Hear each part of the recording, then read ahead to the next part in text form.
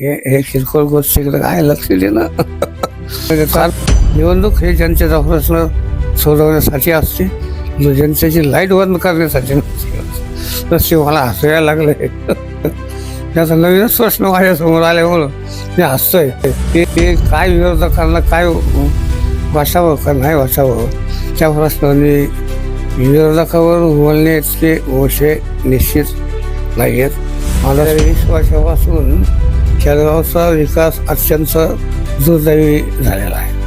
आणि मग कोणताही पक्ष आला, महानगरपालिका असो किंवा नगरपालिका असो, या ठिकाणी कोणत्याही प्रकारचा विकास होत नाही, झाला नाही. Youth media Marathi brought to you by United City Hospital, Ahilyanagar. नमस्कार. युथ मीडिया मराठीमध्ये आपल्या सर्वांचं पुन्हा एकदा स्वागत. आपण पाहतोय की आगामी महानगरपालिका निवडणुकीसाठी सर्वांनीच जोरदार तयारीला सुरुवात केलेली आहे आणि अहिल्यानगरमध्ये सध्या वातावरण चांगलंच तापलेलं आपल्याला दिसतंय. सध्या आपण केडगाव प्रभाग क्रमांक 17 मध्ये आहोत आणि अनेक दिवसापासून प्रश्न होता की महानगरपालिकेत कोतकरांची भूमिका काय असणार. आणि कोतकर साहेब सध्या ऍक्टिव्ह झालेले आपल्याला दिसत आहेत. ते स्वतः मैदानात प्रचारासाठी उतरलेले आहेत आणि त्याच्यामुळे कुठेतरी विरोधकांचे धाबे दणनलेले आपल्याला दिसत आहेत. याच विषयावर आपण त्यांच्याशी चर्चा करणार आहोत. काय सांगाल, आज आपण प्रभाग क्रमांक 17 मध्ये पूर्ण ऍक्टिव्ह मोड मध्ये प्रचाराला सुरुवात केलेली आहे. गेले 5 ते 6 दिवसापासून प्रचार सुरू आहे. काय सांगाल?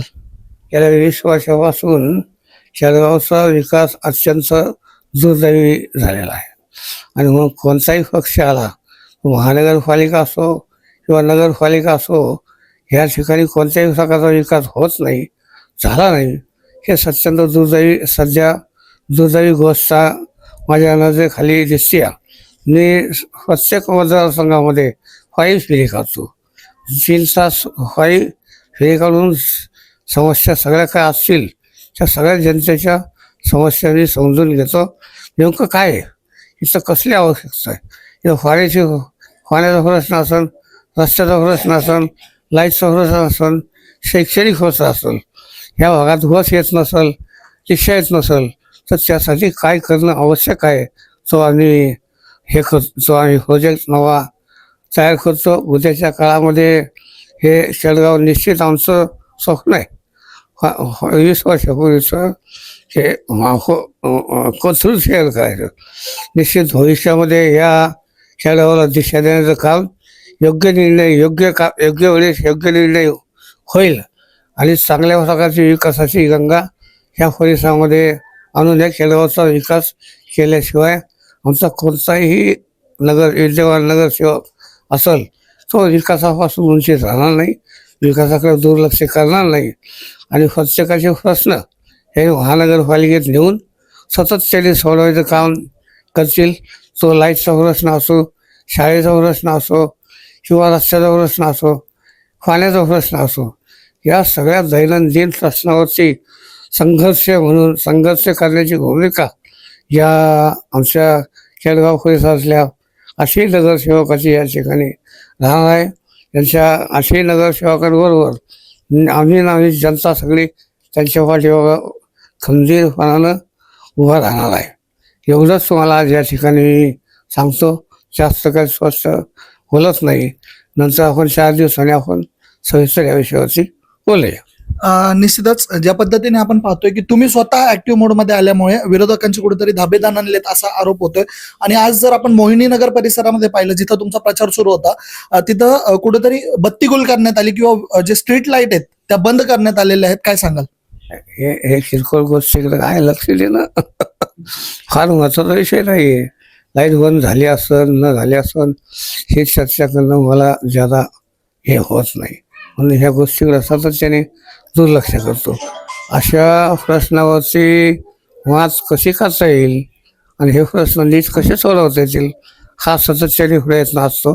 तेव्हा काही गुल झालं आणि काही बंद झालं याच्यावर फार लक्ष न देता निवडणूक हे जनतेचा प्रश्न सोडवण्यासाठी असते, जनतेची लाईट बंद करण्यासाठी नसते. मला हसायला लागले.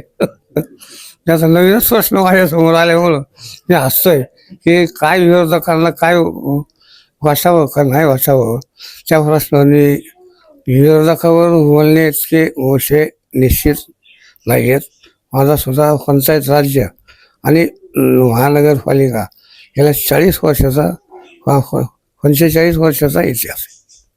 40 वर्षे 1986 सालापासून मी या स्थानिक स्वराज्य संस्थेच्या निवडणुका करतो. 1990 साली जिल्हा परिषद सदस्य झालो. सतत 10 वर्षे सभापती होतो. उपसभापती, जिल्हा परिषद, महानगरपालिका. ही महानगरपालिका सुद्धा आम्हीच विलासराव देशमुखांच्या काळामध्ये आणि या ठिकाणी करून आलेली आहे. आम्हाला सगळ्यांनी सांगितलं की महानगरपालिका झाली पाहिजे, पण शेळगावसह महानगरपालिका झाली. मागच्या विषयावरही जात नाही, झालं गेलं त्याच्यावर चर्चा न करता उद्या काय करायचं हा प्रश्न ह्या भागामध्ये आहे. यानंतर सविस्तर अजून 4 दिवसांनी मी आपल्याला सविस्तर मुलाखत देणार आहे.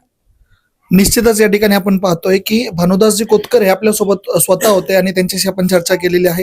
आणि काल काय झालं त्याच्यावर बोलत बसण्यापेक्षा उद्या काय करायचं याच्यावर आपण बोलूयात, अशा पद्धतीचा पवित्रा या ठिकाणी त्यांनी घेतलेला आपल्याला दिसतोय.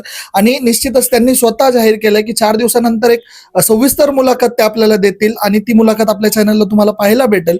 एकंदरीत तुम्हाला केडगावच्या राजकारणाबद्दल काय वाटतं ते आम्हाला कमेंट बॉक्समध्ये नक्की कळवा आणि या व्हिडिओला जास्तीत जास्त शेअर करायला विसरू नका.